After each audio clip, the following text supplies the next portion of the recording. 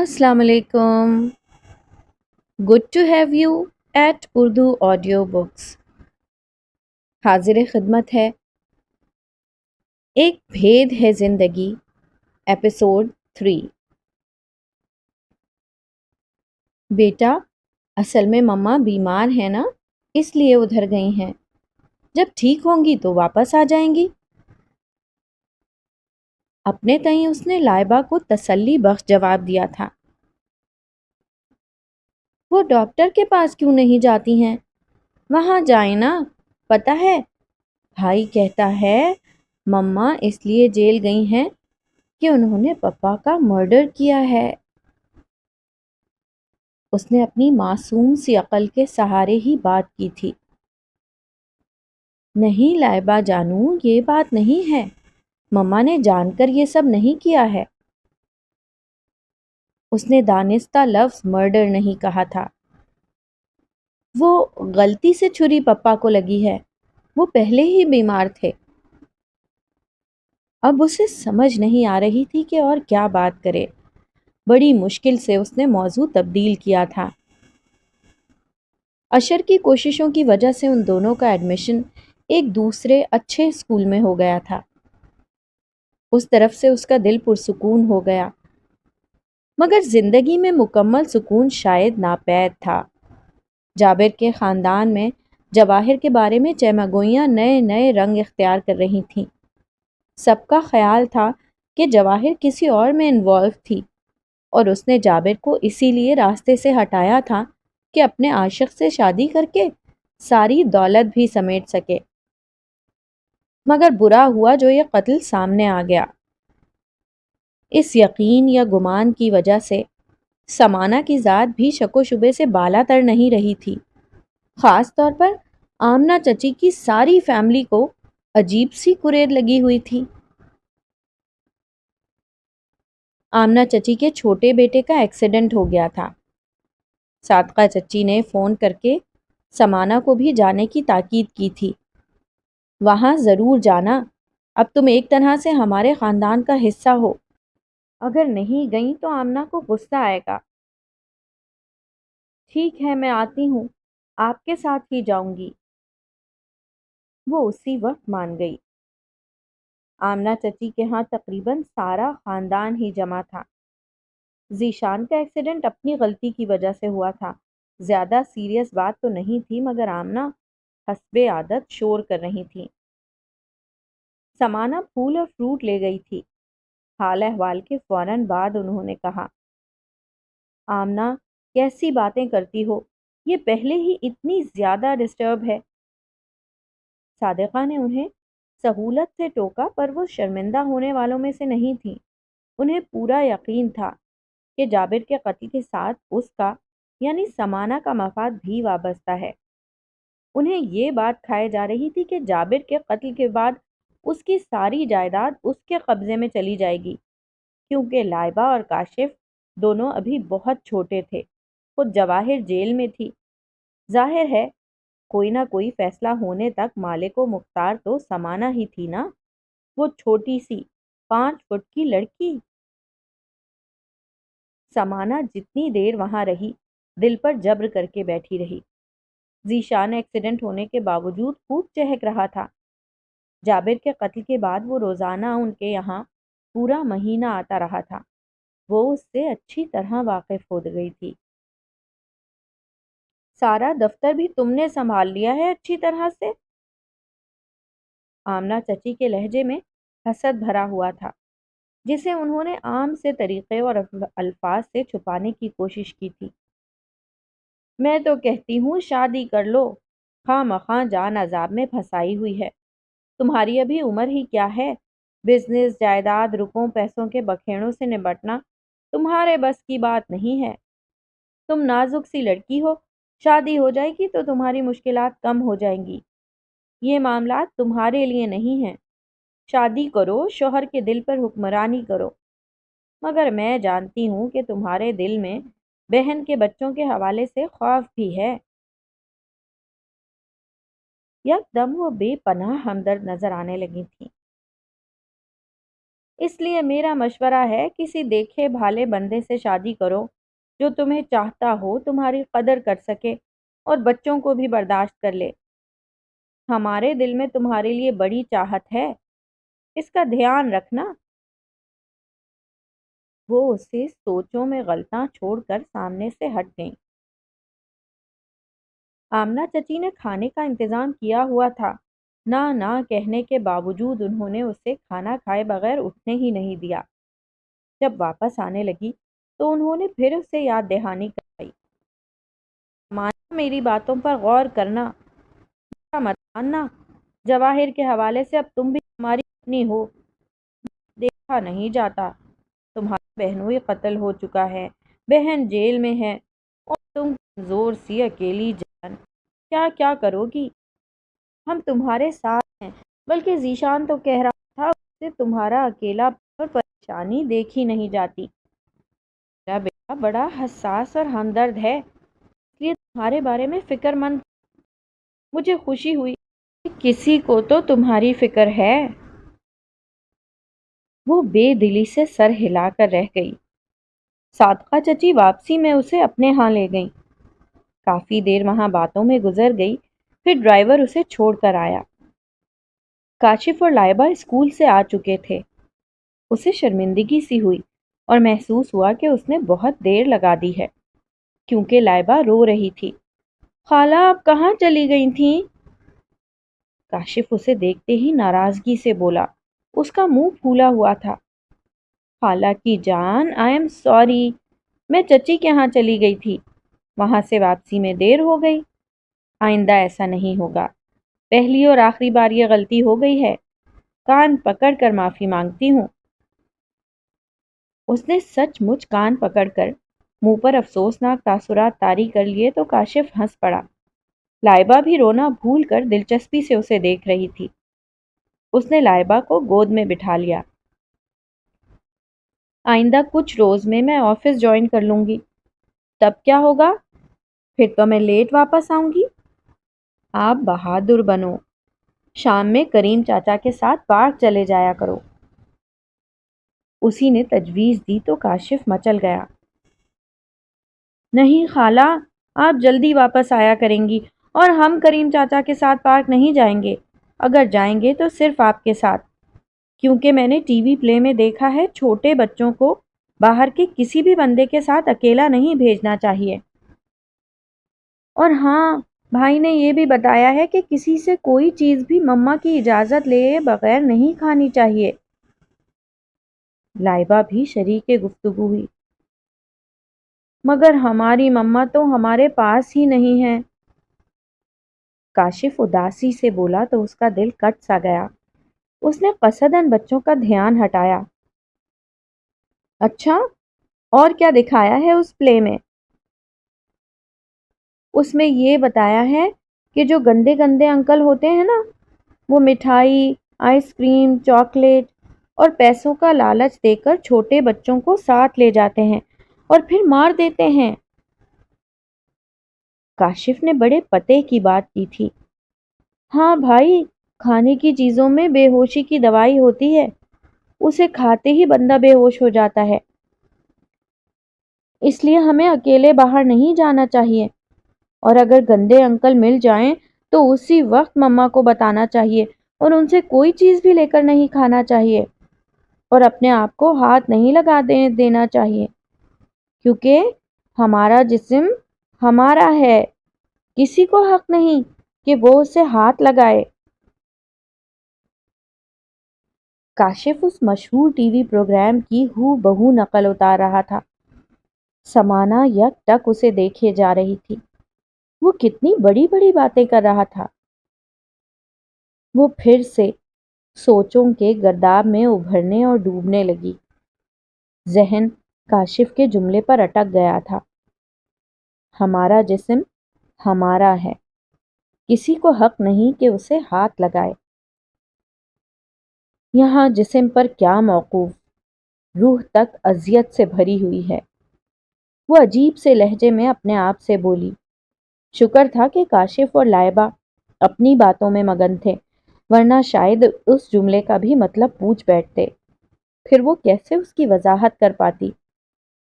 شاید وہ کبھی بھی تشریح نہ کر پاتی۔ ایک 6 سال کی بچی کے ساتھ زیادتی کا کیس اس کے پاس آیا تھا۔ بچی کا تعلق ٹھیک ٹھاک معزز گھرانے سے تھا، اس لیے یہ کیس تھانے تک پہنچا تھا، ورنہ اگر کوئی روایتوں کا مارا گھر ہوتا تو بات وہیں دبا دی جاتی اور کسی کو کانوں کان تک خبر نہ ہو پاتی۔ اشر پوری جاں فشانی سے کام کر رہا تھا تاکہ ملزم کو سزا دلوائی جا سکے۔ زیادتی کا مرتکب ایک 16 سال کا لڑکا تھا۔ بچی کے گھر وہ ملازم تھا۔ سارے گھر والے شادی کی ایک تقریب میں گئے ہوئے تھے۔ بچی ملازم کے ساتھ اکیلی تھی۔ بتایا گیا کہ چونکہ اس کی طبیعت خراب تھی اس لیے ماں اسے ساتھ لیے بغیر چلی گئی تھی۔ اشر اس وکیل پر بھڑنا گیا تھا اور یہ کہتے کہتے بمشکل رکا تھا کہ آپ بھی نہ جاتی، بچی کے ساتھ رہتی۔ ملازم کا بیان تھا کہ اس کی بچی پر مجرمانہ حملے کا کوئی بھی ارادہ نہیں تھا۔ وہ ٹی وی پروگرام دیکھ کر گھر والوں کی واپسی کا انتظار کر رہا تھا تاکہ جب گھر والے واپس آئیں تو وہ فوراً گیٹ کھول سکے۔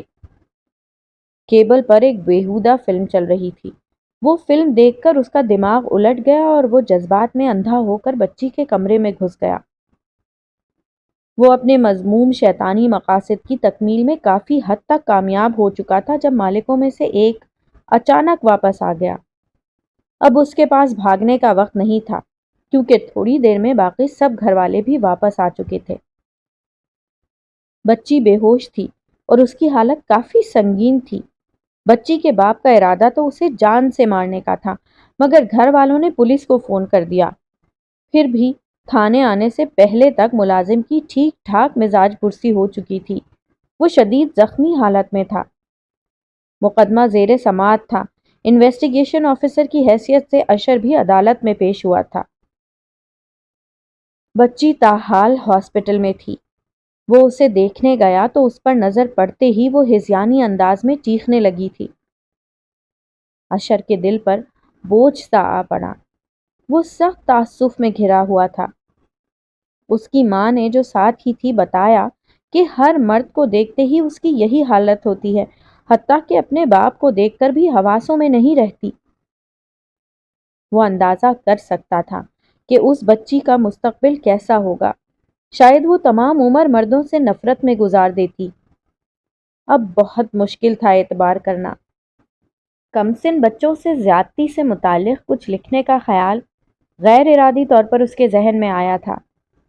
اس نے جوں جوں سوچا، خیالات پر عمل کرنے کا دل چاہنے لگا۔ اس سلسلے میں 10 سال کا ریکارڈ بھی اس کے سامنے تھا۔ ساری فائلز کو غور سے دیکھنا اور ضروری پوائنٹس نوٹ کرنے کا مرحلہ باقی تھا۔ جواہر کے کیس کی 4 پیشیاں ہو چکی تھیں، مگر کوئی خاص پیش رفت نہیں ہوئی تھی کیونکہ جواہر نے اس معاملے میں زبان نہ کھولنے کی قسم کھائی ہوئی تھی۔ وہ وکیل کے ساتھ بھی خاص تعاون نہیں کر رہی تھی۔ اشر بہت پریشان تھا۔ سمانہ کے پاس آیا۔ ادھر ادھر کی رسمی باتوں میں وقت ضائع کرنے کے بجائے اس نے براہ راست ان دونوں کی ہونے والی ملاقات کی تفصیل جاننی چاہی تو سمانہ دامن بچانے لگی۔ اسی میں عافیت تھی۔ وہ مجھے لائبہ اور کاشف کا خیال رکھنے کو کہہ رہی تھیں۔ وہ میز کا کونا ناخنوں سے کھرچنے میں مگن نظر آنے کی پوری کوشش کر رہی تھی۔ سمانہ، آپ بھی کچھ چھپا رہی ہیں۔ وہ آپ کا طرز تخاطب استعمال کرنے پر اتر آیا تھا جو اس کی ناراضگی کا ثبوت تھا۔ بھلا میں نے کیا چھپانا ہے؟ جو بات ہوئی بتا دی۔ اس نے رخ موڑ لیا تھا۔ وہ ٹھنڈی سانس لے کر رہ گیا۔ پھر بھابھی نے کیوں قتل کیا؟ جس طرح انہوں نے چھری کے پے در پے وار کیے ہیں، پوسٹ مارٹم کی رپورٹ بھی یہی بتاتی ہے کہ پوری طاقت صرف کی گئی ہے۔ زخموں کی صورتحال بتاتی ہے کہ وہ شدید نفرت کا رد عمل ہے۔ میرے لیے حیرت کا باعث ہے کیونکہ بھابھی نے عدالت میں بیان دیا ہے کہ انہیں نہیں پتا اس وقت وہ کیا کر رہی ہیں۔ سمانہ اسے دیکھ کر رہ گئی۔ اگر مجھے ساری بات پتا ہو تو کیس کا رخ موڑا جا سکتا ہے، بھابھی کو لمبی سزا سے بچایا جا سکتا ہے۔ ایک ملال نے سمانا کو جکڑنا شروع کر دیا تھا۔ وہ اسے کیسے بتاتی؟ آپا سزا سے ہی تو بچنا نہیں چاہتی تھیں، اسی لیے تو انہوں نے زبان بند کر رکھی تھی۔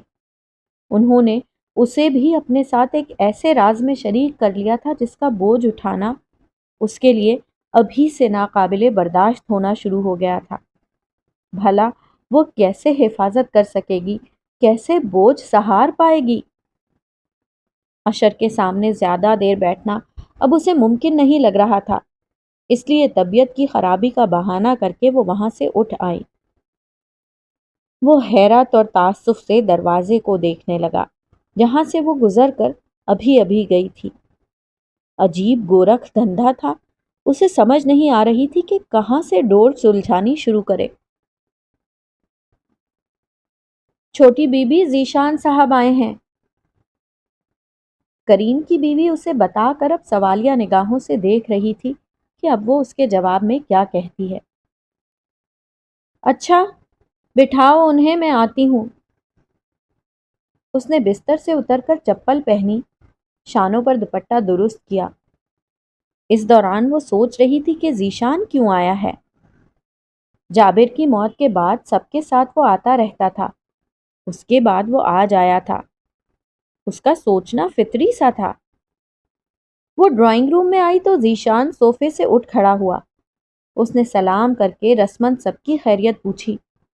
چائے پینے کے دوران اس نے بتایا، امی آپ کو یاد کر رہی ہیں، کہہ رہی تھیں آپ کو ساتھ لے کر آؤں۔ آج تو میں نہیں آ سکتی، کاشف کے ایگزامز ہو رہے ہیں۔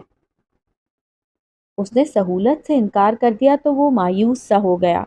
کچھ دیر بیٹھنے کے بعد وہ چلا گیا۔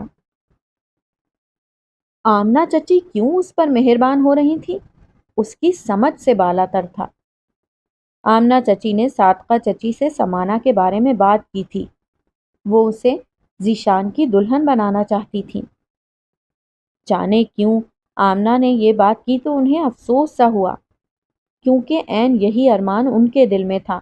وہ تو اسے خیالوں میں کئی بار اشر کے ہمراہ دیکھ چکی تھیں، پر اب آمنہ نے پہلے بات کی تو انہیں پیچھے ہٹنا پڑا۔ آمنہ چچی صادقہ چچی کے ذریعے سمانہ کی مرضی جاننا چاہ رہی تھیں۔ جب انہوں نے یہ بات سمانہ سے پوچھی تو اس نے دو ٹوک انکار کر دیا۔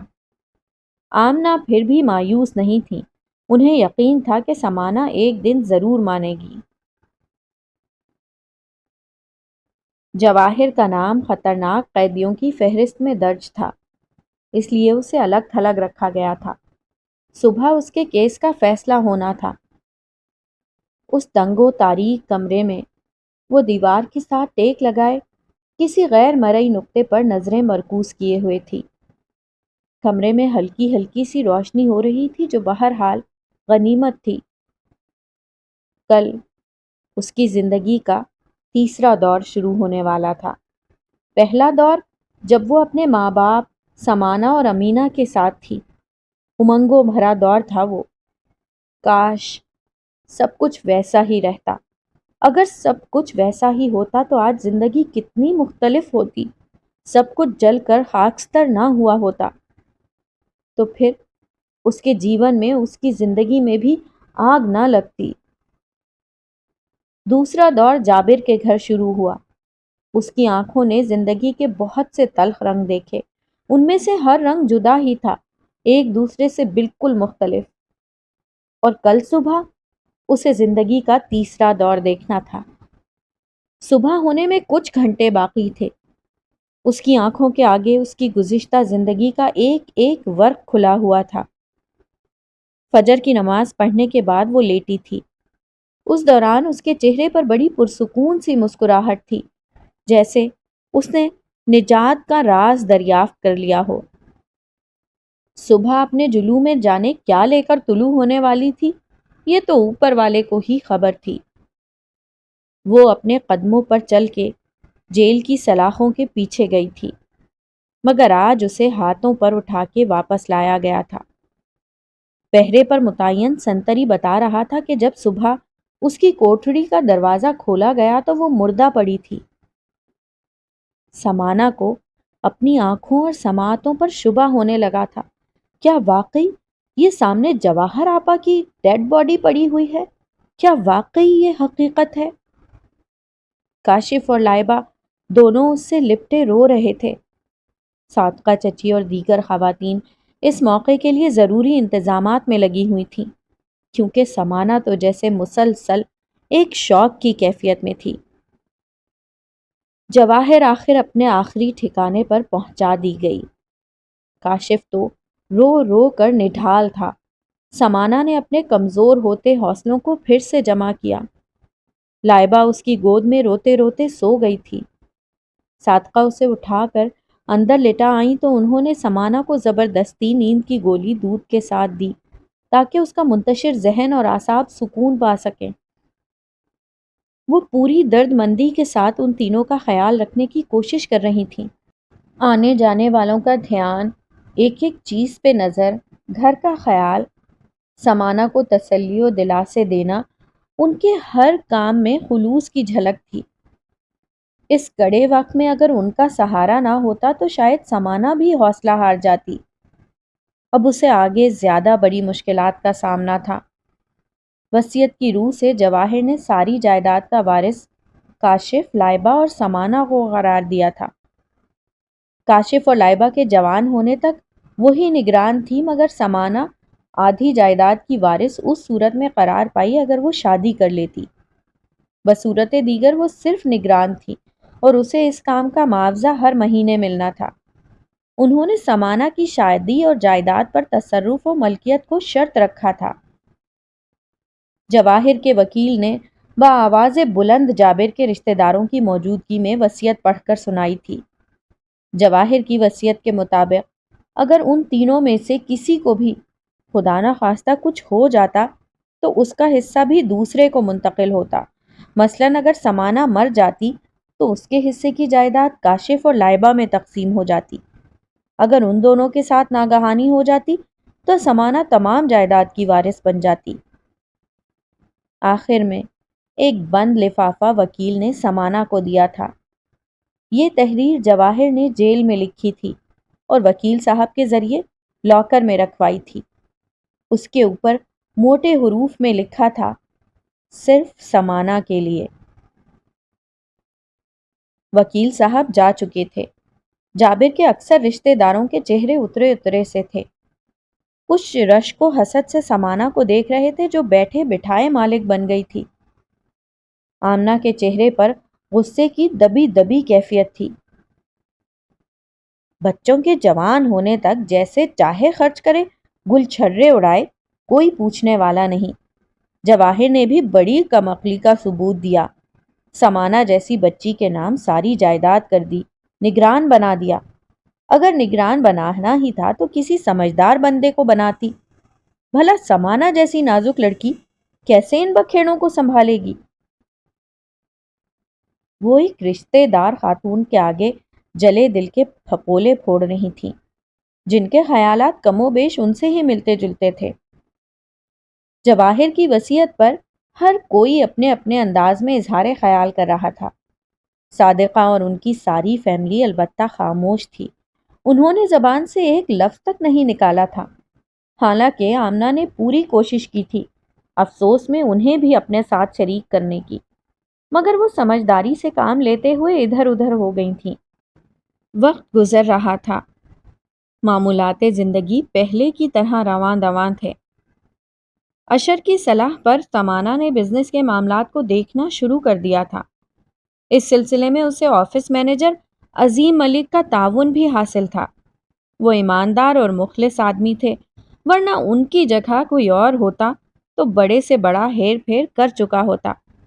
مگر انہوں نے جابر کی موت کے بعد سے لے کر آج تک 1 روپے کی بھی بے ایمانی نہیں کی تھی۔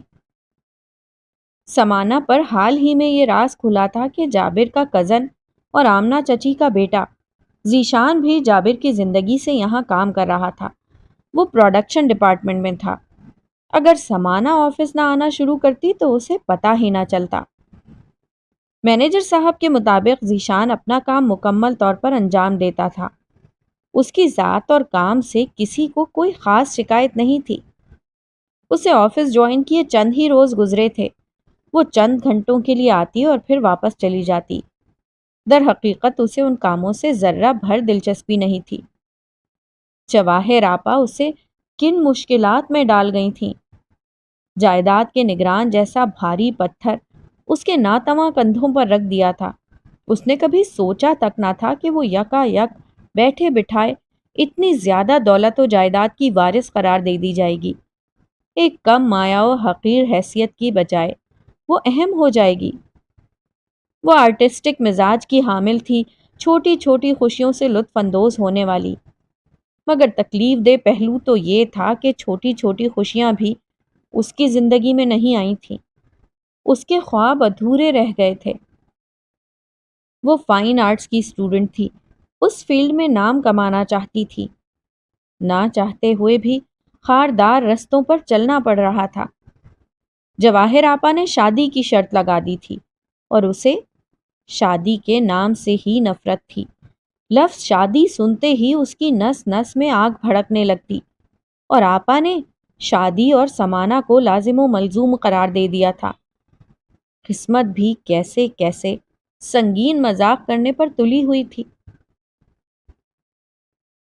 اشر کے لیے یہ بات بڑی تکلیف دہ تھی۔ امی نے کہا تھا تم سمانا کو ذیشان کے رشتے کے لیے راضی کرو، اور یہ کام ہر صورت کرنا ہے۔ وہ اپنا بوجھ اتار کر چلی گئی تھیں۔ ذیشان نے تو جیسے آفت مچائی ہوئی تھی، سمانا سے شادی نہ ہونے کی صورت میں خودکشی کی دھمکی دی تھی۔ ادھر سمانا بھی عاجز آئی ہوئی تھی۔ ذیشان اسے پسند کرتا تھا، وہ اس بات سے انجان تو نہیں تھی۔ اب اس نے شادی کا شوشہ چھوڑا تھا۔ آمنہ چچی اور وہ دونوں اس کے پیچھے ہی پڑ گئے تھے۔ اس نے ایک بار پھر صاف انکار کر دیا تھا۔ اب صادقہ اس کے روبرو بیٹھی اس سے انکار کی وجہ دریافت کر رہی تھی۔ آخر ذیشان میں کیا خرابی ہے؟ خوبصورت ہے، ٹھیک ٹھاک کماتا ہے، پھر دیکھا بھالا ہے، بس مجھے نہیں پسند۔ وہ پہلی بار ہٹ دھرمی سے بولی۔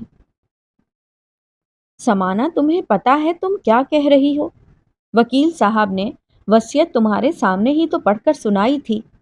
اگر تم نے شادی نہیں کی، آدھی جائیداد کے ساتھ ساتھ کاشف اور لائبہ کی نگرانی سے بھی تمہیں محروم ہونا پڑے گا۔ یہ بات تمہارے لیے نئی ہوگی شاید۔ ایسی صورت میں جواہر بھابھی نے اشر کو نگران قرار ٹھہرایا ہے۔ صادقہ چچی نے ایک نئی اطلاع بم کی صورت میں اس کے سر پر دے ماری تھی۔ ایسا نہیں ہو سکتا۔ ایسا ہی ہے سمانا، حقیقت کو فیس کرنا سیکھو ورنہ پچھتاؤ گی۔ اچھی طرح سوچ کر جواب دینا۔ وہ چلی گئیں۔ وہ سر ہاتھوں میں گرائے بیٹھی تھی۔ کچھ بھی ہو، میں ذیشان سے شادی نہیں کروں گی۔ اس کا ارادہ اٹل تھا۔ کاشف اور لائبہ کے اسکول سے فون آیا تھا۔ پرنسپل کے لہجے میں غیر معمولی پریشانی تھی۔ وہ اسی وقت گاڑی ڈرائیو کرتی اسکول جا پہنچی۔ پلیز تشریف رکھیے۔ پرنسپل نے سنجیدہ آواز میں سامنے پڑی کرسی کی طرف اشارہ کیا۔ پرنسپل تذبذب کا شکار نظر آ رہے تھے، جیسے فیصلہ نہ کر پا رہے ہوں۔ پھر انہوں نے لفظ چن ہی لیے تھے۔ آپ کی کسی سے ذاتی دشمنی تو نہیں ہے؟ وہ اسے تولتی نگاہوں سے دیکھ رہے تھے۔ جی نہیں، وہ الجھ سی گئی۔ ہمارے چوکیدار نے بتایا ہے کہ ایک مشکوک گاڑی کاشف اور لائبہ کی وین کا پیچھا کرتی ہے۔ کل چھٹی کے وقت سڑک کے پار ایک آدمی کھڑا دیکھا گیا ہے، اور آج کچھ گھنٹے پہلے اسی گاڑی سے کاشف اور لائبہ کی وین پر گولیاں چلائی گئیں۔ خوش قسمتی سے دونوں بچے محفوظ ہیں۔ پوری بات سنے بغیر وہ اضطراری حالت میں اٹھ کھڑی ہوئی۔ کہاں ہیں وہ دونوں؟ ٹھیک تو ہیں نا؟ انہیں کوئی نقصان تو نہیں پہنچا نا؟ وہ بالکل ٹھیک ہیں، تھوڑے خوفزدہ تھے، گیمز ٹیچر کے ساتھ ہیں۔ اس نے دونوں کو کافی حد تک بہلانے کی کوشش کی ہے۔ میں نے آپ کو اس لیے بلوایا ہے تاکہ بتا سکوں کہ آئندہ سے دونوں بچوں کی حفاظت کی ذمہ داری آپ کی ہے۔ اسکول کے اندر ہم ذمہ دار ہیں، مگر اسکول سے باہر کا ہم ذمہ نہیں لے سکتے۔ اللہ نہ کرے کل اگر کچھ ہو تو ہمارا اسکول اسکینڈلائزڈ ہو جائے گا، جو ہم بالکل افورڈ نہیں کر سکتے۔ آپ کو اس معاملے پر سنجیدگی سے غور کرنا پڑے گا۔ اب آپ بچوں کو لے جائیں اور کوشش کریں کہ وہ خوف کا شکار نہ ہو۔ ٹھیک ہے، اس نے اسبات میں سر ہلایا، پھر وہیں بیٹھے بیٹھے اس نے اشر کے سیل فون پر کال کی۔ اس نے تفصیلات بتائے بغیر اسے اسکول پہنچنے کی درخواست کی تھی۔ وہ ایک میٹنگ میں تھا، کسی طرح بھی آدھ پون گھنٹے سے پہلے نہیں آ سکتا تھا۔ پرنسپل اس کے خوف کی وجہ جان گئے تھے۔ انہوں نے کمال مہربانی کرتے ہوئے اپنے سٹاف میں سے ایک قابل اعتماد بندے کو اس کے ساتھ بھیجا تاکہ وہ انہیں گھر پہنچا آئے۔